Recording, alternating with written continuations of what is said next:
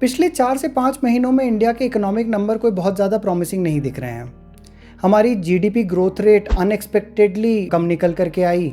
Government के जो projections हैं वो रिवाइज होकर के नीचे की तरफ हो गए हैं। एफआईआईज कंटिन्यूसली मार्केट में से पैसा निकाल रहे हैं। रुपी कॉन्स्टेंटली डिप्रिशिएट होता जा रहा है और एट द सेम टाइम हमारी कंपनीज़ के जो Q3 नंबर्स हैं वो भी कोई बहुत ज़्यादा प्रॉमिसिंग नहीं है। उसमें एक स्लो डाउन दिखाई दे रहा है एंड इवेंचुअली इसका रिज़ल्ट ये है कि मार्केट पिछले 4-5 महीने में 12 से 14% के करीब गिर चुका है। हम जो लॉन्ग टर्म इन्वेस्टर्स हैं जिनकी कि फ़ाइनेंशियल प्लानिंग के अंदर इक्विटीज़ एक बहुत इंपॉर्टेंट हिस्सा है, हमारे लिए एक अनसर्टेन टाइम है। ये समझ में नहीं आ रहा है कि at this point of time should be really look it at as a opportunity कि मार्केट डिस्काउंट पे मिल रहा है, और should be wait and watch, और should be just simply stay away from all of these things. मैंने इस video में स्पेसिफिकली इस टॉपिक को कवर करने की कोशिश की है एंड स्पेशली मैंने एक यूनिक मेथड इस्तेमाल किया है। मैंने एक डिसीजन ट्री बनाया है जो कि मेरे लिए हेल्पफुल है और मोस्ट प्रोबेबली आपके लिए भी हेल्पफुल होगा, जिसके थ्रू हम स्टेप बाय स्टेप इवैल्यूएट कर सकते हैं कि फाइनली हमें इस समय क्या डिसीजन लेना चाहिए और इक्विटीज़ को eight this point of time किस तरह से इवैल्यूएट करना चाहिए। तो आइए इस वीडियो में आगे बढ़ते हैं। तो ये एक बहुत ही क्लासिक फ्लो चार्ट है जिसको कि हम इंजीनियरिंग वर्ल्ड में अक्सर डिसीजन मेकिंग के लिए यूज़ करते हैं। इसमें बहुत सारे स्टेप्स होते हैं जिसमें कि at every step we take a call कि हमें आगे बढ़ना है या हमें आगे नहीं बढ़ना है। तो हम यहाँ पर डिसीजन ट्री का यूज़ करेंगे। तो सबसे पहला उसका स्टेप होगा जो कि है वो है analysis of your current financial situation. जब आपकी करंट फाइनेंशियल सिचुएशन की बात आती है तो सबसे पहले आपको देखना चाहिए कि क्या आपके पास कुछ ऐसी लाइबिलिटीज़ हैं जो कि आपकी फाइनेंशियल सिचुएशन को इम्पैक्ट कर सकती हैं। आपके पास सरप्लस क्या पैसा है जिसको कि आप इन्वेस्ट कर सकते हैं। आपको अपने किसी भी रेगुलर इन्वेस्टमेंट को ब्रेक करके फ्रेश इक्विटी इन्वेस्टमेंट करना चाहिए, मैं इसको सजेस्ट नहीं करूँगा। Eight the same time current investments की क्या सिचुएशन है। अगर आप ऑलरेडी बहुत ज़्यादा इक्विटी हैवी हैं और आप अपना इक्विटी एक्सपोजर और नहीं बढ़ाना चाहते हैं तो इसका भी आपको स्टॉक लेना चाहिए। इन सारे पॉइंट को देखने के बाद आप अपने नेक्स्ट डिसीजन मेकिंग पॉइंट पर आते हैं। अगर आप फ्रेश इन्वेस्टमेंट के बारे में सोच सकते हैं तो ही आपको आगे बढ़ना चाहिए, नहीं तो आपको ये आइडिया कंप्लीटली ड्रॉप कर देना चाहिए। तो अगली चीज़ इंपॉर्टेंट है वो समझने लायक, वो है कि analysis of your risk profile. अगर आपकी risk profile high risk capacity की है कि इट मीन्स आप अपने लॉसेस को लेकर के कोई बहुत ज़्यादा वरीड नहीं रहते हैं, तो ऐसी सिचुएशन में आप सिंपली आगे बढ़ सकते हैं। नहीं तो आपकी अगर रिस्क प्रोफाइल मॉडरेट है कि आप कैलकुलेटेड रिस्क ले सकते हैं, आपको थोड़ा सा एनालिसिस करना है, तो हम कुछ पॉइंट्स एनालाइज करेंगे। और अगर आपकी रिस्क प्रोफाइल एब्सोल्युटली लो है कि इट मीन्स आपको अपनी पोर्टफोलियो के अंदर रेड मार्क देख करके एंग्जाइटी होती है, तो ये किसी भी हालत में ये टाइम नहीं है कि किसी भी ऐसे इंसान को फ्रेश इन्वेस्टमेंट्स करने चाहिए। अगर आप स्पेसिफिकली अगर आप मॉडरेट रिस्क प्रोफाइल में हैं तो आपको एनालाइज करना ज़रूरी है कि आप जो ये इन्वेस्टमेंट इस समय कर रहे हैं इसका होराइज़न क्या है। इसका होराइज़न अगर 3 साल या उससे ज़्यादा का है तो आप आगे बढ़ सकते हैं, नहीं तो आपको ये डिसीजन इमीडिएटली ड्रॉप कर देना चाहिए। अगर आप आगे बढ़ते हैं तो यहाँ पर आपको इम्पॉर्टेंट चीज़ है समझना कि मार्केट सिचुएशन कैसी है। उसको हम 3 पैरामीटर के अंदर एनालाइज कर सकते हैं: past correction data, economic indicators and market indicators. सबसे पहले पास्ट करेक्शन डेटा को एनालाइज करने की कोशिश करते हैं। तो यहाँ पर मैंने पास्ट के 3 मेजर क्रैशेस को थोड़ा सा एनालाइज किया है in terms of time frame. पहला है 2000 का .com क्रैश, सेकेंड है 2008 का सब प्राइम क्राइसिस, और तीसरा है कोविड क्रैश। अभी की करंट सिचुएशन क्रैश नहीं है, but it's always good to analyse against the worst case situation so that हमें पता है कि वर्स्ट केस में हम किस चीज़ के साथ डील करने वाले हैं।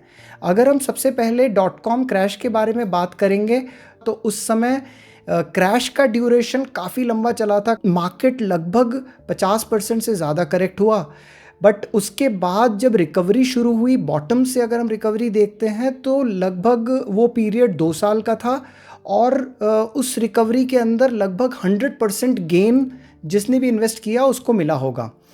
अगर हम अगली सिचुएशन देखते हैं जो कि सब प्राइम क्राइसिस के टाइम पर थी, तो उस समय करेक्शन लगभग 1 साल के ड्यूरेशन में चला और ये करेक्शन लगभग 60% का था, और उसके बाद रिकवरी लगभग 2 साल के ड्यूरेशन के अंदर हो गई, और बॉटम से जो रिकवरी थी वो लगभग 148% के करीब थी। अब अगर हम नेक्स्ट कोविड के टाइम को अगर हम एनालाइज करके देखते हैं, तो कोविड का क्रैश तो बहुत ही ज़्यादा फास्ट था। कुछ ही महीनों के अंदर मार्केट लगभग 35 से 40% क्रैश हो गया, but at the same time less than a year के ड्यूरेशन के अंदर वो मार्केट रिकवर भी हो गया। So within a year market crash as well as recovered also, और उसके बाद की रैली तो काफ़ी दूर तक कंटिन्यू रही।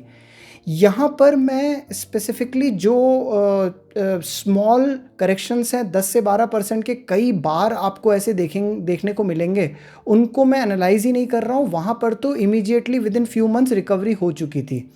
इसके कंपैरिजन में अगर हम आज की सिचुएशन देखते हैं, तो आज हम अपने पीक से लगभग 12% नीचे हैं, और ये ड्यूरेशन करीबन 4 से 5 महीने की है, और अभी तक हम ये इस्टेब्लिश नहीं कर सकते कि this is really a crash.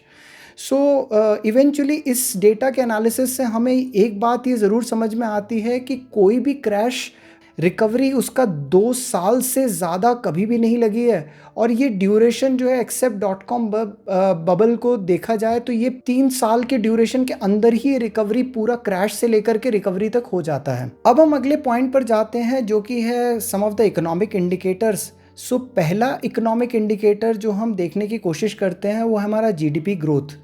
No doubt कि हमारी आज के टाइम में जीडीपी ग्रोथ रेट जो है वो काफ़ी स्लो डाउन हुई है, प्रोजेक्शन 6.4% के हैं, बट अगर हम पास डेटा को एनालाइज करें तो हम देखेंगे कि इस तरीके का साइक्लिकल डेटा हमेशा देखने को मिला है। तो कभी भी ऐसा नहीं है कि हमारे पास consistently GDP growth rate straight away ऊपर जाती रही है। अभी हाल फिलहाल ही पिछले कुछ सालों के अंदर हमारी ग्रोथ रेट जो है 9.7% से ड्रॉप होकर 7% हुई, इंक्रीज़ हुई, फिर ड्रॉप हुई है। तो ये भी कोई ऐसा एक्सेप्शनली बहुत डिफरेंट सिचुएशन नहीं है। अगला अगर हम इन्फ्लेशन का डेटा अगर हम देखते हैं तो हमारा ऑफ कोर्स 22-23 के अंदर इन्फ्लेशन काफ़ी हाई था।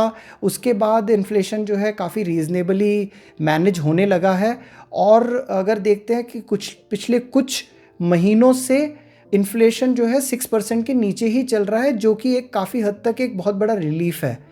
और उसी से अगर हम अगले पॉइंट पर जाते हैं जो कि इंटरेस्ट रेट, इन्फ्लेशन को देखते हुए और ओवरऑल मार्केट सिचुएशन को देखते हुए गवर्नमेंट ने कंटिन्यूसली इंटरेस्ट रेट को इंक्रीज़ ही किया है, और पिछले 2 साल के ड्यूरेशन के अंदर इंटरेस्ट रेट ऑलमोस्ट फ्लैट हैं।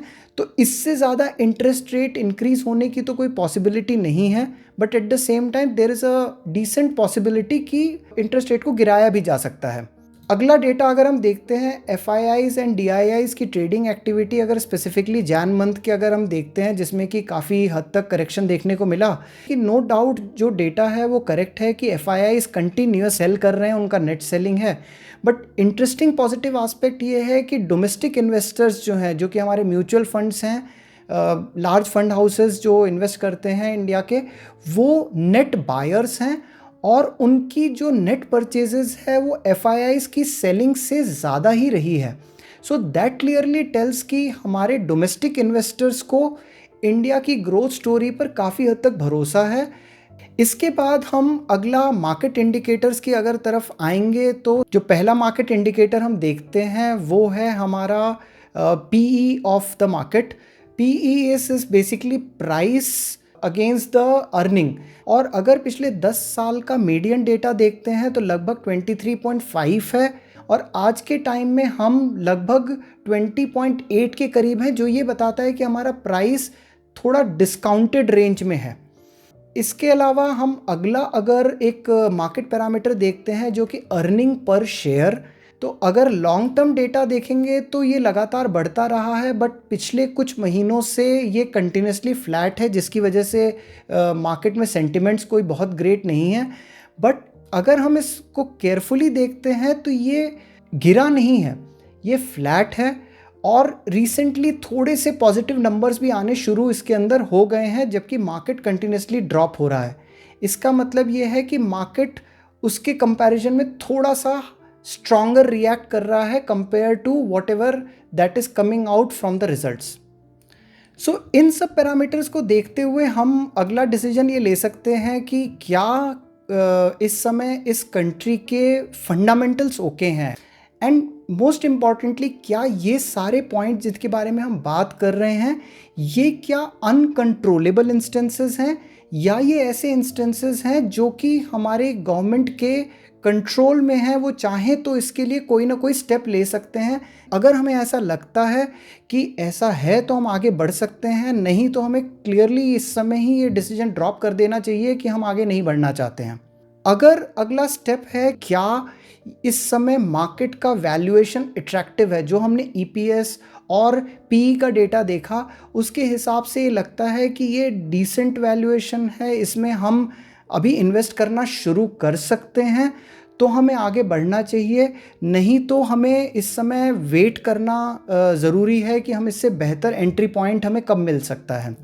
अगला डिसीजन पॉइंट जो हमें लेना है कि क्या हम इस समय अगर इन्वेस्ट करते हैं तो जो थोड़ा सा वॉलेटाइल सिचुएशन है तो इसको स्टडी करने के लिए क्या हम वीकली एटलीस्ट 1 आवर इसको स्पेंड कर सकते हैं। अगर हम वैसा कर सकते हैं तो हम खुद आगे इन्वेस्टमेंट के लिए जा सकते हैं, otherwise it is a good time to look for an investment advisor जो कि आपको इस जर्नी में आपको हेल्प कर सकता है। अब अगला स्टेप आता है कि क्या इक्विटी की अंडरस्टैंडिंग है और क्या इसका एक्सपीरियंस है। अगर आपको इक्विटी की अंडरस्टैंडिंग है तो आप कुछ सेफ एंड करेक्टेड स्टॉक में इन्वेस्ट करें।